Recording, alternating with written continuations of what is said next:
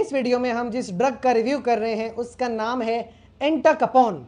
एंटाकपोन एक generic name है, जबकि मार्केट में इसके मुख्तलिफ ब्रांड्स आते हैं, जैसा एडकापोन, ये एक एंटाकपोन का ब्रांड है। इसके अलावा सिनकपोन ये भी मार्केट में आती है। कॉम्टेन इस नाम से भी ये मेडिसिन मार्केट में अवेलेबल है। कैबिलॉव, अब कैबिलॉव में देख लें तो कार्बिडोपा, लीवोडोपा और एंटाकपोन। तो पॉइंट ये है कि ये जो एंटाकपोन है ये एक जेनेरिक नेम है और मार्केट में मुख्तलिफ तरह के ब्रांड्स आपको मिलते हैं।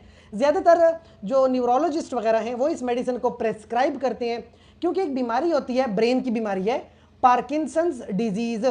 ये एक ब्रेन की बीमारी है जिसमें क्या होता है कि डोपामीन के लेवल आपके ब्रेन में बहुत ज़्यादा कम हो जाते हैं, उससे होती है पार्किंसंस डिजीज़। ज़्यादातर जो 60 साल की उम्र के लोग हैं उनको ये मसला होता है।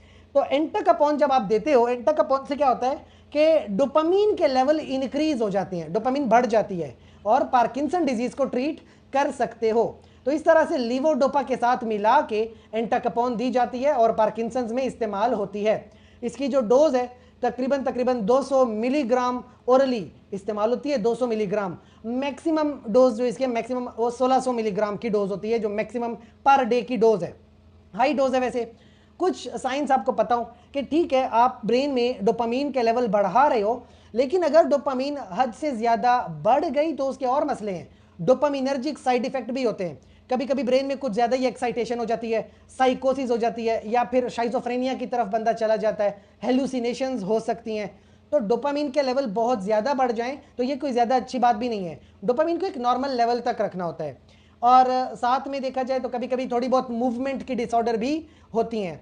और देखा जाए तो प्रेगनेंसी में भी ये ज़्यादा सेफ ड्रग नहीं है, कैटेगरी सी की ड्रग है कि अगर आप पोटेंशियल और रिस्क को आपस में देखें कि बेनिफिट ज़्यादा है रिस्क कम है तो आप इस्तेमाल करें, लेकिन आप खुद से इस्तेमाल नहीं करते बल्कि गायनाकोलॉजिस्ट के मशवरे के मुताबिक ही इस ड्रग का इस्तेमाल होता है।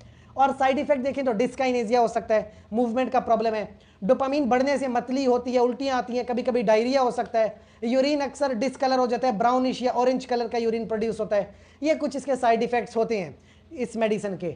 अच्छा जी, तो ये इस तरह की हमने जो मेडिसिन डिस्कस किया विच इज कॉल्ड एज एंटाकपोन या एडकापोन के नाम से जो मार्केट में आती है। तो इस तरह से ये ब्रेन में काम करती है।